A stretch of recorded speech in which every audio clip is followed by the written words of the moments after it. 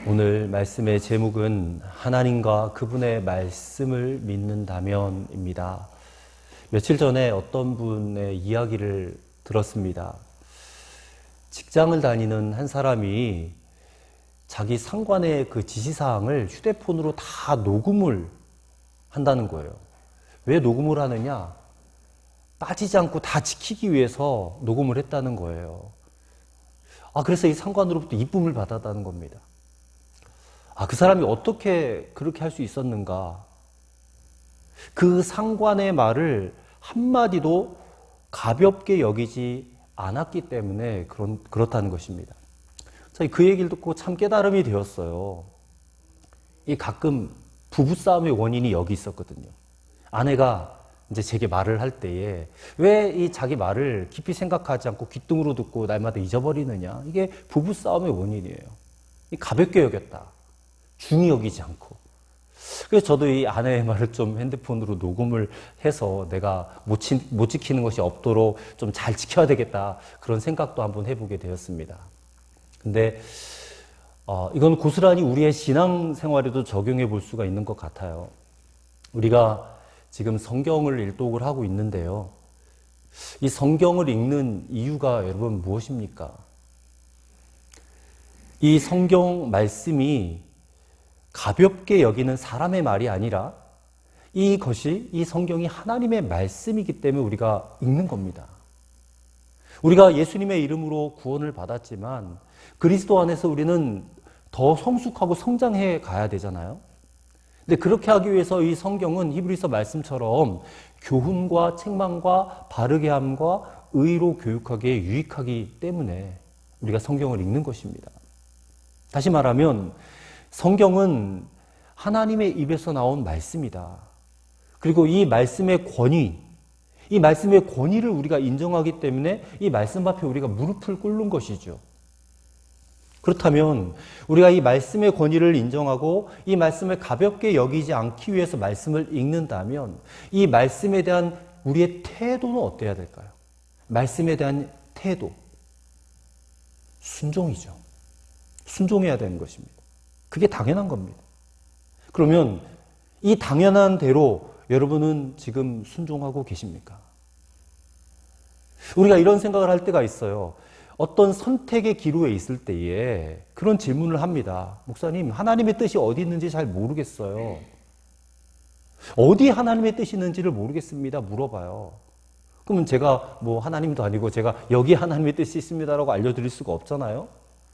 근데 그런 질문을 하는 이유가 무엇이겠어요? 내가 하나님의 뜻만 알면 내가 그 뜻대로 하겠다 이 얘기 아닙니까?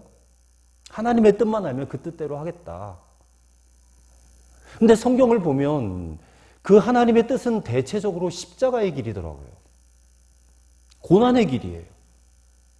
우리는 꽃길만 걸으세요 이런 표현 많이 하는데 성경 읽어보면 하나님의 뜻은 꽃길이 아니라 십자가의 길이고 돌짝밭길이고요. 좁은 문이고 좁은 길이에요.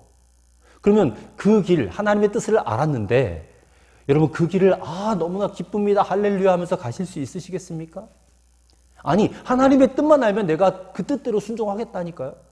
그렇게 호기롭게 얘기를 한다 할지라도 그 길을 이제 알았단 말이에요. 알았는데 내가 그 길을 즐거운 마음으로 기꺼이 갈 수 있느냐 그 말입니다.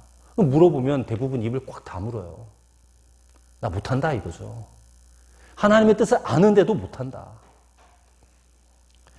여러분 우리가 잊지 말아야 될 것은요. 우리는 모두가 다 선악과를 입에 물고 태어난 인생들입니다. 타락한 인생들이에요. 그렇기 때문에 우리의 본성은요. 전부 다 하나님의 뜻대로 살기를 원하지 않아요. 그걸 인정합시다. 저도 그렇고 여러분도 그래요. 우리는 다 하나님의 뜻대로 살기를 원하지 않아요. 그러면 뭐를 원합니까? 내 뜻대로 살기를 원하지. 내가 원하는 대로 살기 원하지 하나님의 뜻대로 살고 싶지가 않아요. 이게 우리의 본성이고 우리의 실체예요. 근데 하나님께서 그런 우리를 사랑하셔서 예수 그리스도를 보내주셔서 우리를 구원해 주셨단 말이에요. 그래서 우리가 조금 이제 하나님의 뜻대로 살고 싶은 마음이 들어오는 거예요. 구원받았기 때문에 이제는. 근데 100%의 뜻대로 살지도 못하죠. 그래서 우리는 항상 갈등해요. 하나님의 말씀과 내 뜻, 하나님의 뜻과 내 뜻 가운데서 우리는 갈팡질팡해요. 그것은 저는 그렇게 진단을 합니다. 우리가 정말 하나님을 믿는다고 하지만 실제로는 하나님의 살아계심과 또 그분의 말씀을 신뢰하지 못하고 있기 때문에 그래요. 그러면서도 교회는 안 다니면 안 될 것 같아. 그래서 교회는 잘 나와요.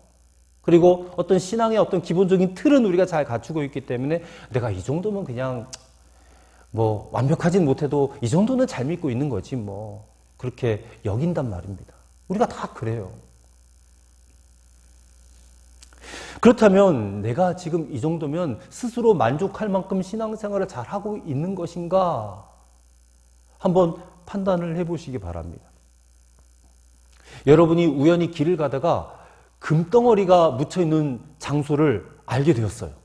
그럼 여러분 어떻게 하겠습니까? 금덩어리가 묻혀있는 장소를 알게 되었다. 그러면 누가 그 정보를 알세라. 그냥 허겁지겁 달려가서 그 금덩어리가 묻혀있는 것을 캐어내어가지고 나만 알고 있는 은밀한 장소에다 보관하지 않겠어요? 근데 묻혀있는 곳을 내가 알게 되었는데도 그것을 캐내러 갈 생각이 전혀 없다라고 말을 한다면 그것은 거짓말이겠죠. 그렇지 않겠습니까?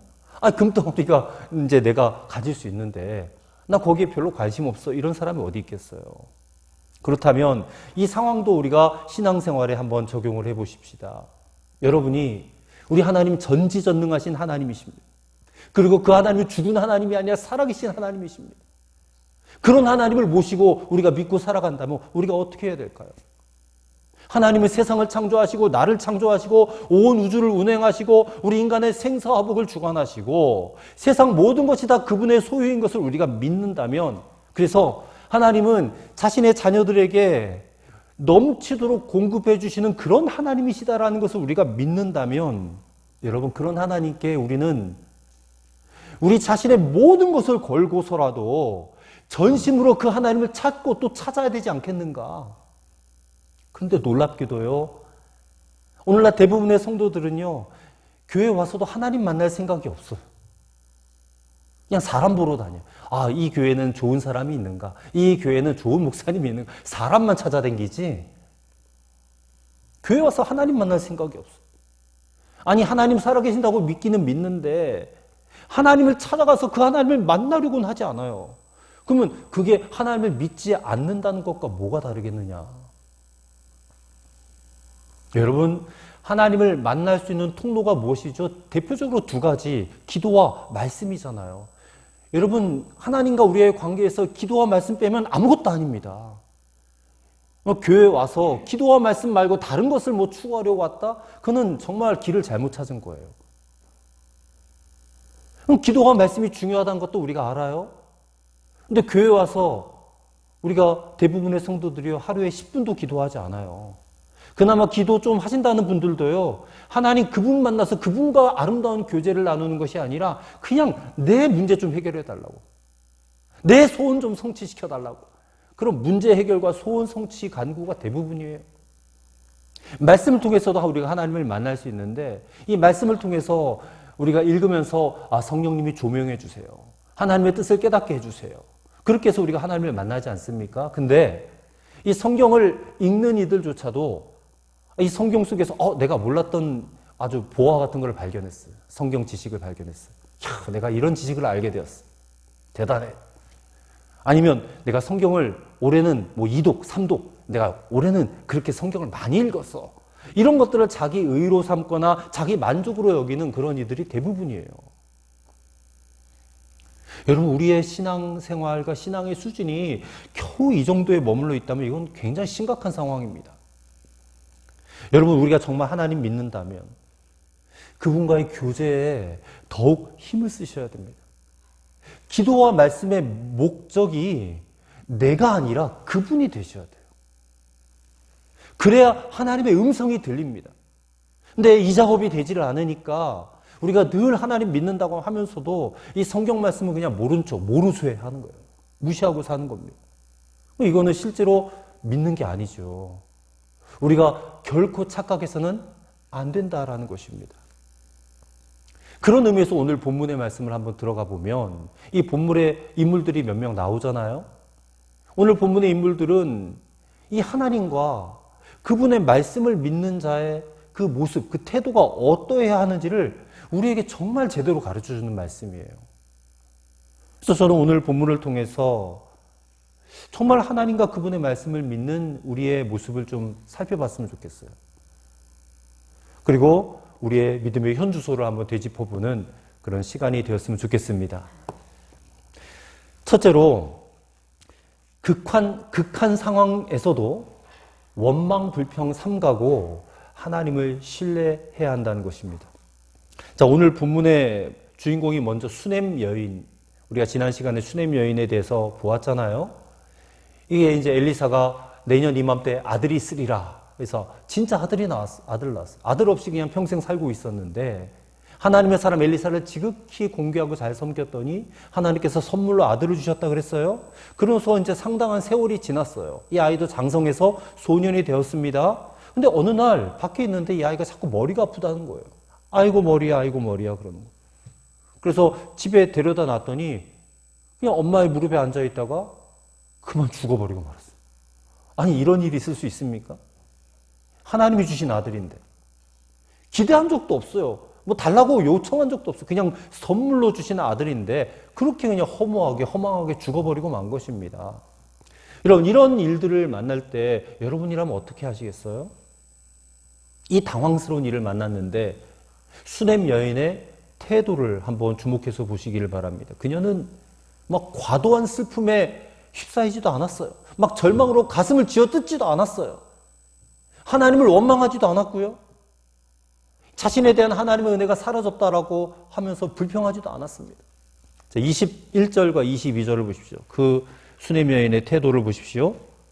그의 어머니가 올라가서 아들을 하나님의 사람의 침상 위에 두고 문을 닫고 나와 그 남편을 불러 이르되 청하건대 사원 한 명과 나귀 한 마리를 내게로 보내소서 내가 하나님의 사람에게 달려갔다가 돌아오리이다. 자, 이 극한 상황에서 수넴 여인은 제일 먼저 누구를 찾아가냐? 하나님의 사람 엘리사에게로 달려가는 것입니다. 내가 이해할 수 없는 이런 극한 상황에 이렇게 행동하는 것은 쉽지 않은 일이지 않습니까? 저와 여러분에게도 이와 같은 일들이 얼마든지 발생할 수 있어요. 근데 그럴 때에 우리 믿음의 진위 여부가 드러난다는 것입니다. 근데 대부분은 이런 극한 상황에 빠지면 절망에 빠져요. 그리고 하나님이 어디 계시냐? 하나님 살아계시면 이런 일이 나에게 있을 수 있느냐? 원망하고 불평해요. 그리고 시험 든단 말입니다. 근데 25절, 26절을 보세요. 수넴 여인이 갈멜산에 있는 엘리사에게로 갑니다. 그래서 엘리사가 멀리서 수넴 여인이 오는 것을 보고 자기 사환 게하시를 보내서 평안하냐 물어보라고 해요. 그래서 게하시가 가서 물어보니까 여인이 평안합니다. 또 그렇게 대답을 해요. 사실 안 평안하잖아요. 아들이 죽었는데. 근데 게하시에게는 평안하다라고 인사를 합니다. 하지만 수넴 여인이 엘리사 앞에 와서는 엘리사 앞에 엎드려서 그 발을 안아요. 27절에 보면 그 발을 안아요. 안고 아마 울었을 것입니다. 그리고 그 마음속에 있는 것들을 다 쏟아내놓기 시작해요. 28절에 보세요. 내가 내 주께 아들을 구하더이까? 나를 속이지 말라고 내가 말하지 아니하더이까? 내가 언제 아들 달라고 했습니까? 근데 왜 이 아들을 줘가지고 이 아들이 또 죽고 이렇게 하십니까? 하면서 막 눈물을 흘렸을 거예요.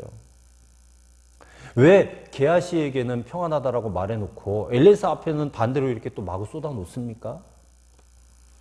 지금 수넴 여인에게 일어난 이 문제는 그 누구도 아닌 하나님의 사람에게만 말해야 한다는 것이에요. 누구도 해결해 줄 수 없는 일이니까. 남편이 해결해 주겠어요? 사환인 게하시가 해결해 줄 수 있겠어요? 아니에요. 아무도 해결할 수 없어요. 하나님만 해결하실 수 있는 분입니다. 그래서 엘리사를 만나자마자 그 발을 안고 눈물을 흘리는 것입니다. 그러니까 이 태도를 보면 하나님께서 선물로 주신 아들이 갑자기 세상을 떠난 이 극한 상황에서 그녀는 다른 무엇이 아닌 오직 하나님을 붙잡은 거예요. 하나님께 호소한 거예요. 이 문제는 하나님을 만나야지만 해결될 수 있다는 거예요. 그래서 자신이 처한 상황을 엘리사에게 호소함으로 하나님을 신뢰하는 모습을 보인 것입니다. 그러자 엘리사가 자기 사환에게 게하시에게 지팡이를 주면서 아이에게 가라 그래요.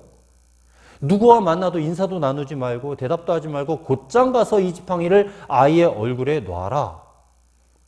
왜 그렇게 했는지 뭐 정확한 사실은 잘 모르겠어요. 근데 이것은 어떤 상징적 행동인 것 같아요. 본인이 가지 않고 지팡이만 가도 거기에 하나님의 능력이 나타나는 어떤 그런 기적을 보이려고 그렇게 했는지. 그런데 수넴 여인 보세요. 그렇게 하지 말라는 거예요.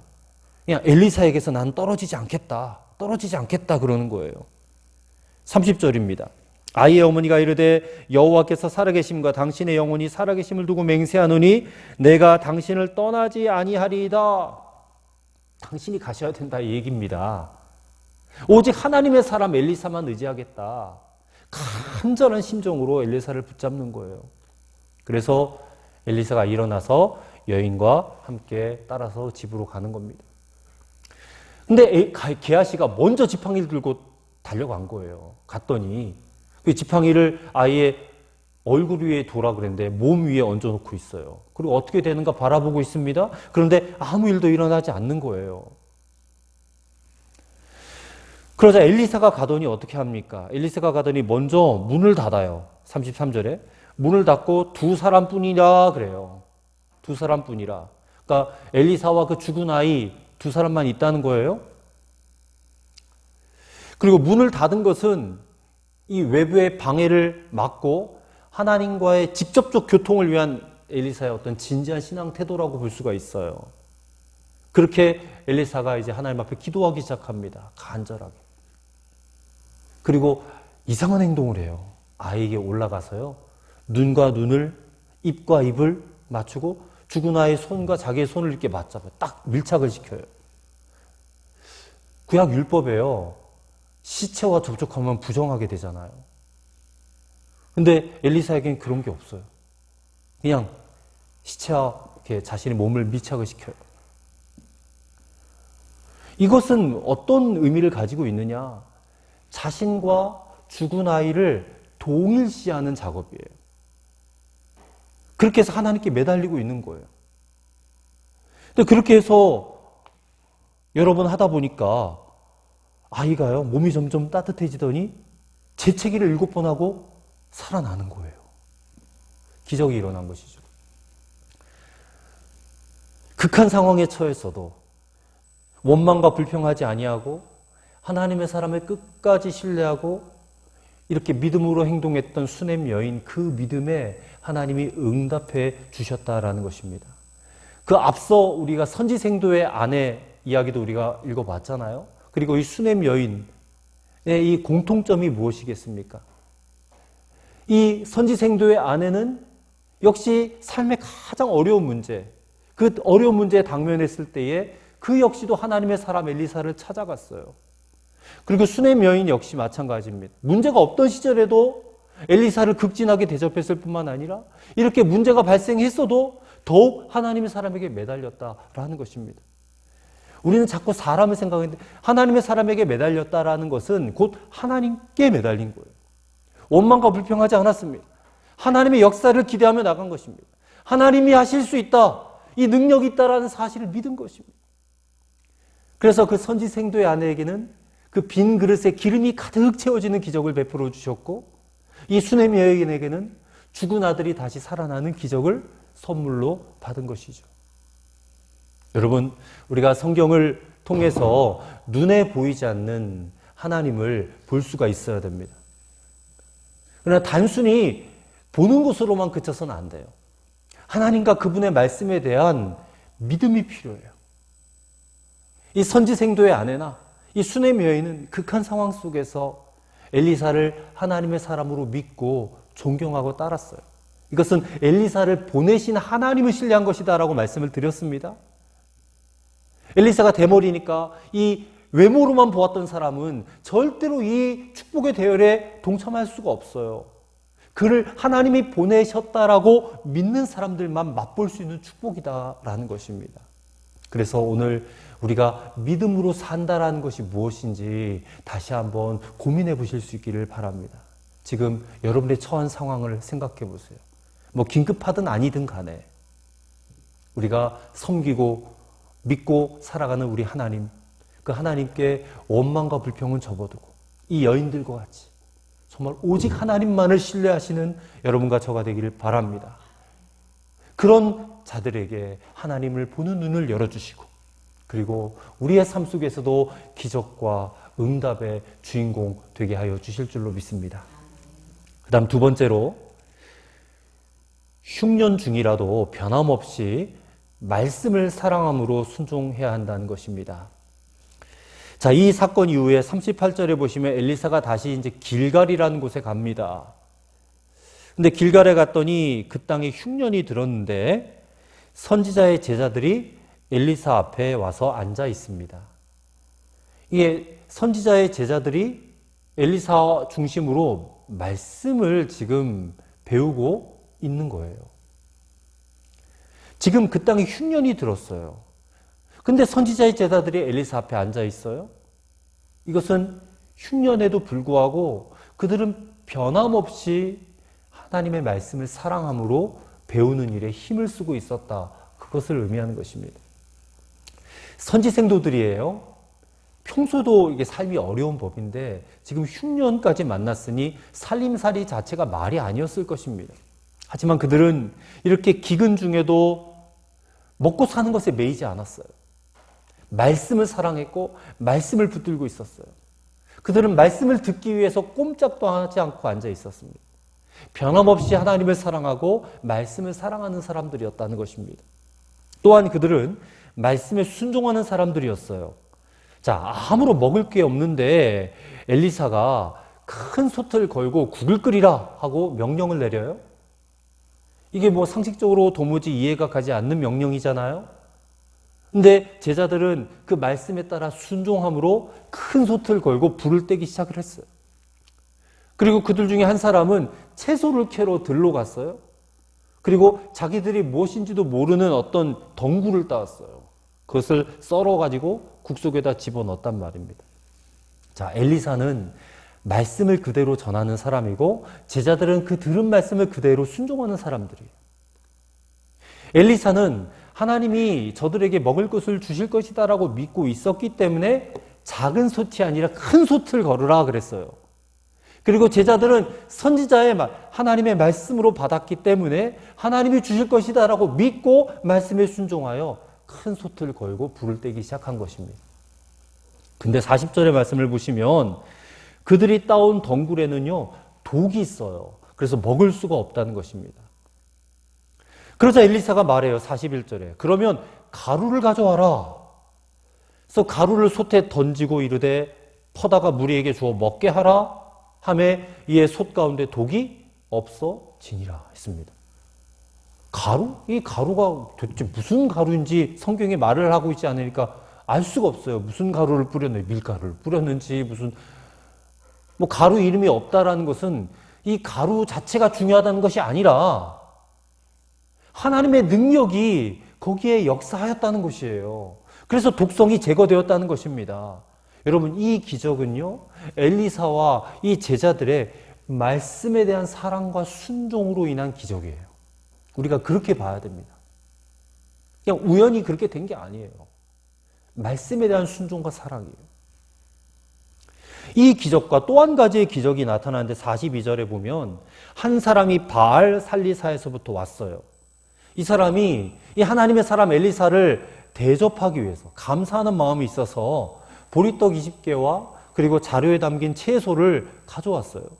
처음 익은 거라고. 좋은 마음으로. 하나님의 사람을 섬기고 대접하려는 마음으로 가져왔어요.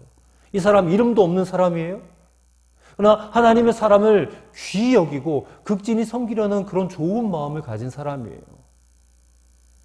여러분, 오늘날도 이런 익명의 성도들을 통해서요, 하나님께서 역사하시는 것 같아요.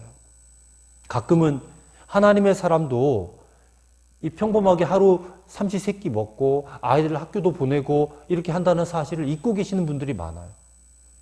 근데 또 가끔은 이렇게 귀하게 섬기시는 분들도 있더라고요. 그런데 엘리사는 그것을 자신이 다 먹지 않고요, 여기 함께 있는 선지생도들에게 주어서 먹게 하라 하는 것이에요. 그랬더니 이 선지자의 사환이었던 게하시가 못마땅한 거예요. 왜 그렇습니까? 지금 여기에 100명이 넘는 선지 생도들이 있는데 그들이 먹기엔 턱도 없지 않느냐, 부족하다는 것입니다. 그래서 게하시가 이것으로 어떻게 100명을 먹입니까? 하고 엘리사에게 반문을 하는 겁니다. 근데 중요한 말을 해요, 엘리사가. 자, 43절의 말씀 보세요. 43절 중간에 엘리사가 또 이르되 무리에게 주어 먹게 하라. 여호와의 말씀이 그들이 먹고 남으리라 하셨느니라. 이게 너무너무 중요한 말이에요. 여호와의 말씀이 그들이 먹고 남으리라 하셨다. 그러니 나누어야 한다는 겁니다. 말씀을 들은 대로 지금 엘리사가 순종한다라는 거예요. 그래서 엘리사가 말한 대로 이제 떡을 나누어주고 채소를 나누어주기 시작했어요. 그 역시 말씀에 따라 순종을 한 거예요. 그랬더니 정말 놀라운 역사가 일어나지 않았습니까? 100명이 넘는 선지생도들이 다 먹고 남을 정도로 계속해서 보리떡이 나오고 채소가 나와요. 어떤 장면이 떠오르세요? 벳세다 광야가 생각나지 않습니까? 예수님이 그 모인 장정만 5,000명인 사람들에게 보리떡 5개와 물고기 2마리로 다 먹이고 12광줄이 남았던 그 오병이어의 기적이 생각나는 장면이잖아요. 이게 구약판 오병이어의 기적이에요. 구약판. 자, 중요한 것은 말씀을 맡은 사람인 엘리사의 순종이었어요. 분명히 자기 먹으라고 가져온 건데 엘리사는 그것을 지금 흉년을 맞은 사람들과 함께 나누고 있는 것입니다. 이 나눔으로 인해서 100명의 선지생도들이 먹고도 남았어요. 여러분, 하나님을 정말 믿고 순종하면 하나님은 그 능력을 나타내시는 분이신 줄로 믿습니다. 이렇게 엘리사와 그 제자들은 말씀을 사랑하였어요. 그리고 말씀을 순종하는 사람들이었어요. 그래서 흉년 중에도 기적을 경험하는 그런 사람들이 되었단 말입니다. 제가 서두에서도 언급했듯이 오늘날 많은 성도들이 말씀의 권위를 인정한다라고 하면서도 말씀이 가르치는 대로 살지 않아요. 그리고 대부분 자기의 뜻과 자기의 계획을 가지고 살아가고 있다는 것입니다. 그 이유가 무엇입니까? 말씀은 말씀이고 현실은 현실이다. 그렇게 생각하기 때문에 그래요. 혹은 내가 마음은 원인데 내 육신이 약해서 마음에는 원이라도 육신이 약하기 때문에 못합니다. 변명들을 해요. 하지만 실상은 하나님과 그분의 말씀을 온전히 신뢰하지 못하기 때문이라는 거예요. 결국 우리의 믿음의 부족입니다. 믿음의 부족. 근데 다시 한번 43절을 보세요. 여호와의 말씀이 무리가 먹고 남으리라.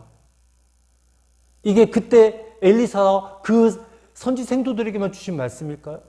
오늘 우리에게 주시는 말씀은 아닐까요? 여호와의 말씀이 무리가 먹고 남으리라. 여러분, 이 말씀은 우리에게도 주시는 말씀이라고 그렇게 받아들이시기를 바랍니다. 이 성경을 그때 당시에 하나님이 하신 말씀으로만 그냥 역사책이다라고, 역사적 기록이다라고 생각해버리면 이 말씀 도저히 안 믿어지는 거죠. 근데 이 말씀이 오늘도 살아서 내게 주시는 말씀이다. 그렇게 받아들일 수 있다면, 그런 믿음이 우리에게 있다면, 여러분, 우리의 삶 속에서도 기적이 일어나지 말라는 법이 있겠습니까? 성경을 다 읽어보면요, 이 성경을 정말 하나님이 내게 주시는 말씀으로 믿고 행하는 자는 하나님께서 살리라라고 분명히 말씀하셨어요. 제가 그래서 살리라라는 말씀만 한번 뽑아봤어요. 레위기 18장 5절에 너희는 내 규례와 법도를 지키라. 사람이 이를 행하면 그로 말미암아 살리라. 아멘을 하세요. 민수기 21장 8절에 불뱀을 만들어 장대 위에 매달아라. 물린 자마다 그것을 보면 살리라. 아멘. 아모스 5장 6절 너희는 여호와를 찾으라. 그리하면 살리라. 아멘. 누가복음 10장 28절 마음과 목숨과 뜻을 다하여 하나님을 사랑하고 내 이웃을 내 자신과 같이 사랑하라 하신 율법을 행하라. 그리하면 살리라. 산대요. 죽는 게 아니라 말씀대로 행하면 산단 말입니다. 야고보서 1장 22절 25절에는요 사는 것뿐만 아니라 복을 받으리라 그래요. 너희는 말씀을 행하는 자가 되고 듣기만 하여 자신을 속이는 자가 되지 말라. 자유롭게 하는 완전한 율법을 들여다보고 있는 자는 듣고 잊어버리는 자가 아니요 실천하는 자니 이 사람은 그 행하는 일에 복을 받으리라. 아멘. 하나님의 말씀을 정말 내게 주시는 말씀으로 믿고 순종하는 자는 살게 될 줄로 믿습니다. 복을 받게 될 줄로 믿습니다. 이 말씀을 정말 받아들이세요. 더 이상 무엇을 증거하겠습니까, 제가? 어떻게 증명할 수 있겠어요? 하나님 말씀을 우리가 그대로 받아들이고 내게 주시는 말씀으로 단순하게 순종하고 단순하게 그 말씀을 사랑함으로 순종하면 하나님은 그 말씀대로 하시겠다는데. 두 부류의 사람이 있어요. 어떤 사람은 내가 믿노라 하면서도 하나님 말씀을 시키는 대로 지키지도 않고 자기 마음대로 자기 뜻대로 살아가요. 그리고 또 한 사람은 믿은 다음부터 이 말씀 기억하고 이 말씀을 어떻게든 지키려고 자신을 들여서 그렇게 살아가요. 그러면 이 두 사람의 나중 결과가 어떻게 되겠습니까? 앞선 사람의 신앙은 죽은 신앙이 될 것이고 뒤에 사람의 신앙은 살아있는 신앙이 될 것이에요. 또 그 모습 그대로 하나님 앞에 우리는 서게 될 것입니다. 하나님 말씀을 어떻게 대하고 그 말씀을 어떻게 지키며 살아가느냐 하는 것은 사느냐 죽느냐를 결정하는 굉장히 중요한 문제입니다. 그저 내가 믿었으니까, 세례 받았으니까 말씀을 지키는 건 뒷전이고 그냥 믿었자냐 일자는 그렇게 생각하지 마시고 정말로 내게 주시는 말씀으로 그렇게 받아들이시고 지켜 행해 보시기를 바랍니다. 흉년이 와도, 흉년이란 것은 삶의 어려움이잖아요. 돈이 떨어질 때가 있고 먹을 게 떨어질 때가 있고 뭐 하는 일마다 안 되고 그리고 갑자기 막 돈이 엄청나게 막 손실되고 잃어버리고. 근데 흉년이 와도 그리스도인들은요, 말씀 사랑해야 돼요. 말씀 무시하면 안 됩니다. 어떤 분들은 그래요. 아니 목사님 말씀이 밥 먹여줘요? 근데 그거는 사람의 생각이라는 거예요. 말씀이 밥 먹여줍니까? 네, 말씀이 밥 먹여줍니다. 우리가 그렇게 말해야죠. 그게 진짜 믿음의 사람 아닙니까? 말씀이 밥도 먹여줍니다. 그렇게 믿고 살아가야 돼요. 그게 진짜 그리스도인이에요.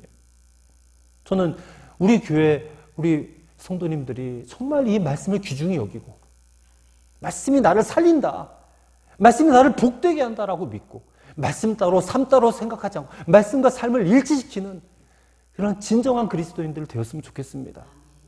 정말 하나님과 그분의 말씀을 신뢰하시길 바라요. 그리고 사랑함으로 순종하시길 바라요. 그럼 여러분 삶에 어떤 하나님의 기적이 나타날지 반드시 목도하게 될 줄을 믿습니다. 우리가 사는 길이 열린다니까요. 복받는 길이 열린다니까요. 정말 그렇게 한번 행해 보시길 바랍니다. 의심하지 말고. 오늘 모든 의심을 또 하나님께서 다 제거하여 주시고 정말 믿는 자의 삶을 살게 하여 주실 줄을 믿습니다. 기도하겠습니다. 하나님, 정말 하나님과 당신의 말씀을 신뢰합니다. 내가 어떤 극한 상황 처했을지라도 나 하나님 원망하고 불평하지 않겠습니다. 끝까지 하나님의 사랑과 은혜를 신뢰하고 의지하겠습니다. 이것이 진짜 믿음인 것을 제가 믿습니다. 흉년이 올지라도 변함없이 말씀을 사랑함으로 순종하겠습니다. 우리의 삶에 놀라운 일을 계획하시는 하나님, 우리가 살 길을 이미 다 예배해 놓으시고 준비해 놓고 계신 줄 믿습니다. 우리는 여호와 일의 하나님인 것을 믿습니다. 말씀이 밥 먹여주냐라고 외치는 불신앙의 태도가 아니라 말씀이 밥도 먹여준다라고 입술로 선언하고 죽을 때까지 말씀을 사랑하고 순종하며 살아가는 우리 교회 성도들 되게 하여 주시옵소서. 예수님의 이름으로 기도하옵나이다. 아멘.